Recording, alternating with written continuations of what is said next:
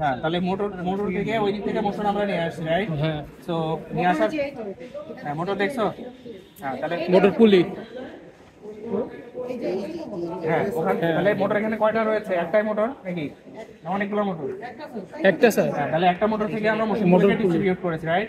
তো এখন motion distribute করে আমরা ওই যে ওখান থেকে দেখতেছিলাম এখানে যেটা এসছে, একটা গিয়েছে কোথায়, এই রিডের ভিটা পোর্শনে, that means forward and backward পজিশনে যাওয়ার জন্য ব্যবস্থা করেছি, এবং রিড থেকে নিয়ে আরেকটা মোশন যেটা ট্রান্সফার করেছে, যে এটা মোটামুটি দেখা যায়, দেখেন ঘোরাচ্ছে দেখি, এই যে এটা দিলেও বোঝা যায় যে এটা রিডের সাথে কানেক্ট করেছি, এই ওয়েট ইনসার্টিং নিডেল বা অ্যাঙ্গুলার নিডেল যেটা আছে এটাকে কানেক্ট করেছি। এখন এটা যেহেতু কানেক্ট করেছি, এই ফুল বডির সাথেই দেখো কানেক্ট করা আছে, কাকে?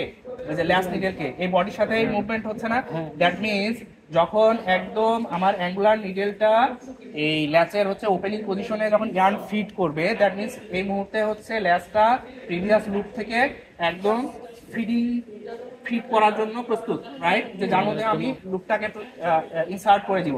দেন যখন শেড থেকে আমার অ্যাঙ্গুলার নিডেলটা বের হয়ে যাবে, ততক্ষণে কি করবে?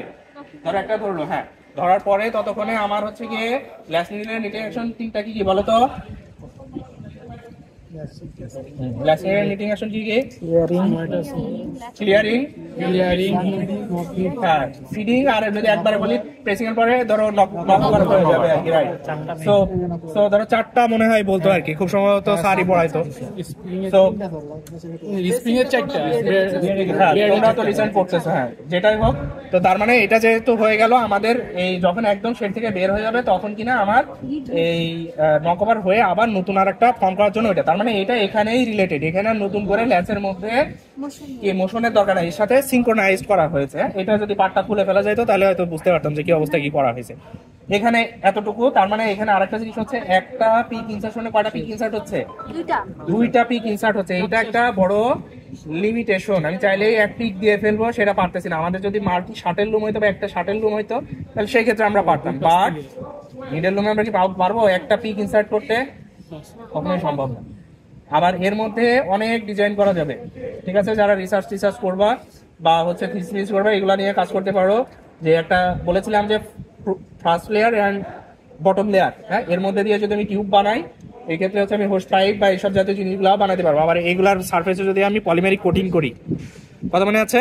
তাহলে এই সব ধরনের ব্যবস্থাপনা এখানে। আর আরেকটা জিনিস, টেক্সটাইল ফেয়ার হবে মনে হয় এখন, এই যে নভেম্বর অথবা ডিসেম্বরে টেক্সটেকের যে ফেয়ারগুলো হয় আর কি, ওখানে চাইনিজরা অনেক নতুন নতুন জ্যাকার্ডের এই নিডেল লুমগুলো নিয়ে আসে। ফেয়ারগুলোতে একটু যেও, তাহলে লাইক তোমার হতে পারে, কি বলে, নিজের ধারণা হবে যে কিরকম মার্কেটে চলতেছে এবং কিভাবে কাজ করতেছে। এবং অনেকে আছে যে ছোট ছোট ব্যবসাও করে থাকে, বিশেষ করে প্রাইভেট ইউনিভার্সিটি ছেলে মেয়েরা এর আগে দেখলাম যে আসছিল আর কি। ওরা এরকম কয়েকজন মিলে খুব সুন্দর ছোট্ট আকারে যাচ্ছে, ন্যারো লুম আছে, পার্সিয়ালি অর্ডার নেই, নিয়ে হচ্ছে গিয়ে খুব ভালো আছে, অনেক চাকরি করা আছে, 1000 গুণ ভালো আছে। অথবা দেখেছে এই ছোট ছোট কাজগুলা করে থাকে, অনেকে বিজনেস করে। সো এগুলো হচ্ছে আমরা এখানে বানানোর পরে দেখো এখানে একটা যে রোলার ইউজ করেছি, এমবোসড রোলার। এখন এমবোসড রোলার কেন ইউজ করলাম? আমরা ফিনিশিং স্টেজের এগুলো আবার অনেক ভ্যারাইটি চলে আসছে মার্কেটে। এগুলাকে আমরা সোয়েডিং বলি না, ওই যে নিটিং এর মধ্যে ব্রাশ করি না হালকা, সো ব্রাশিং ইফেক্ট যেন নিয়ে আসে, আমার শরীরের সাথে যেন ইসিং ইফেক্টটা না আসে, কথা বোঝা গেছে? তো এই ধরনের ফিনিশিং স্টেজটা আমার এখানে সম্পন্ন হয়।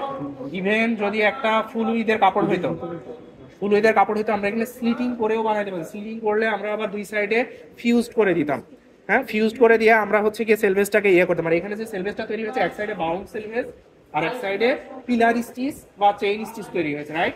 সো চেইন স্টিচটা আমার বাউন্ড সাইডে যেদিকে রয়েছে, কি বলে, এই ল্যাস নিডেলটা রয়েছে সেদিকে হচ্ছে, আর এক সাইডে ওই যে বাউন্ড হচ্ছে। এখানে আর আপাতত কিছু নাই, এইটুকুই মেকানিজম। আমরা যারা এখানে আছি, যারা ওই যে আমার সারাউন্ডিংসে ওরা দেখে নাই, ওদেরকে শেখানো না পর্যন্ত তোমাদের কোনো ছুটি নেই। তাহলে ওদেরকে শেখানোর দায়িত্ব এখন তোমরা সামনে আসো, তোমরা একটু পিছিয়ে যাও।